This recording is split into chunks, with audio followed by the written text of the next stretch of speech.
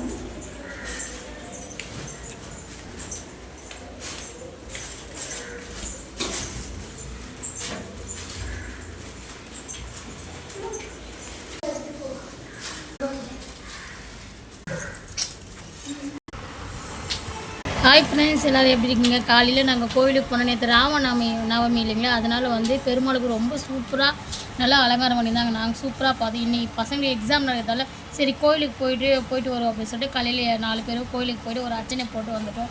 எக்ஸாமும் நல்லா எழுதுனாங்களா பசங்க? உங்கள் பசங்க எக்ஸாம் எப்படி எழுதுனாங்க? நல்லா எழுதுறாங்க.